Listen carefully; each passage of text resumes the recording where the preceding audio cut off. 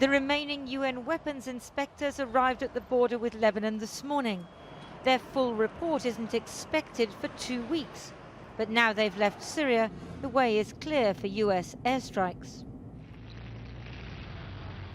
Syrian state TV broadcast what they said was recent picture of their military driving through areas where they've been fighting rebels.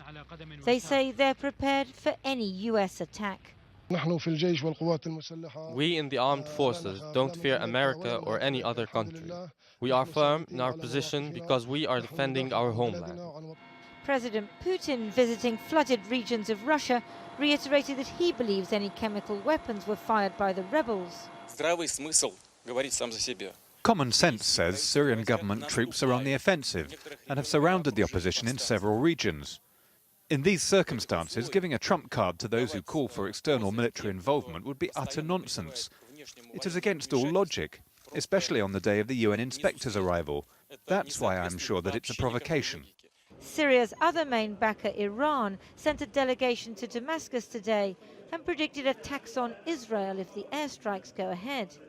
On the streets of the capital, few signs that this is a country at war, apart from the headlines about America threatening international security. Syrians know what they're expected to say. I won't repeat that it's a conspiracy. Everyone knows that already. I can only say, may God punish them, and there is only one God. It's because Syria is the only Arab country nowadays that is fighting American colonization and Israeli operations. A rebel TV station has broadcast instructions for how civilians can stay safe. Disperse, it says, keep away from places the Americans might target. Helpful suggestions, unless you're one of the people who activists say have been positioned to act as a human shield. The regime is moving political detainees to areas where strikes might happen. The regime has moved its heavy artillery into residential areas. The regime has moved a lot of the soldiers into schools. So the regime is ready. And if and when this strike happens, I think the regime wants to paint the Americans one more time as the bad people with a high human cost. Some families aren't waiting to find out what happens nor when. They crossed the border into Lebanon this morning, joining the 2 million Syrians who fled their country since the war began. Well, I think that shows how the mood is here in the region. The UN is obviously very important. There was a P5 meeting which was supposed to happen. That's the permanent 5 on the Security Council, but they didn't meet today. That meeting was cancelled.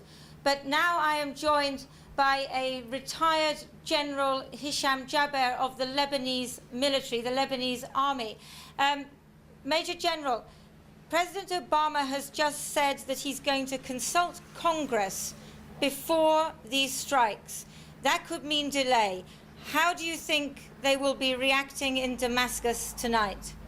I think in Damascus they are waiting for this strike and they are preparing themselves for it, whether it will come tomorrow or next week.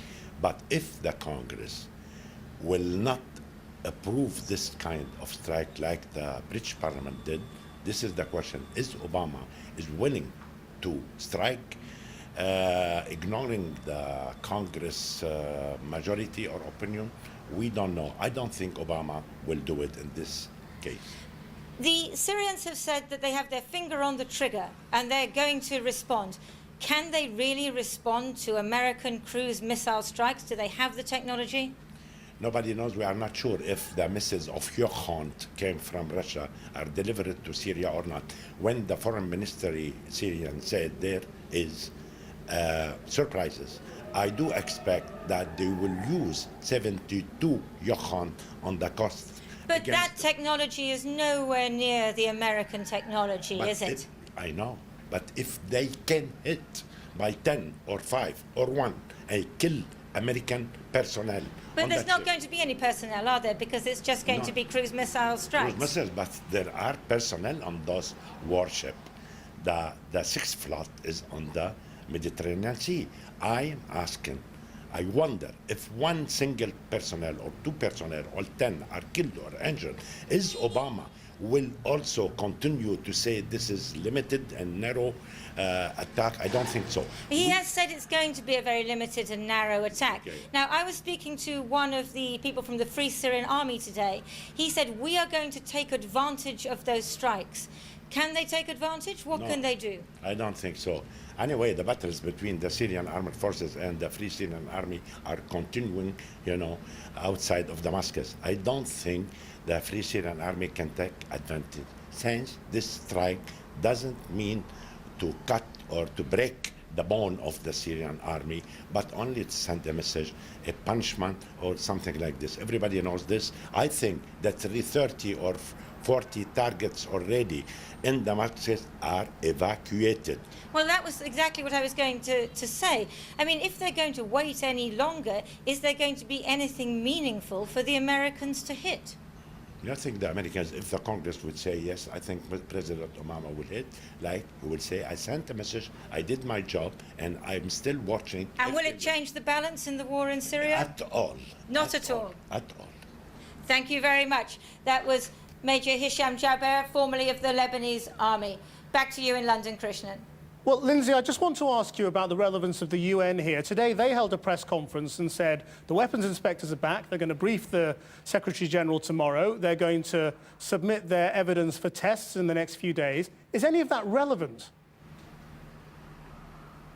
Well, if what they say, if their briefing bolsters the case of the US administration, then that will be relevant. But I think that the Americans have made it quite clear that they're not waiting for the UN. And we're not expecting the UN report to ascribe blame, just to say what kind of chemical agent was used. So I think that the relevance of that will depend very much on what they say. The Americans will take it or leave it. Lindsay Hilson in Beirut.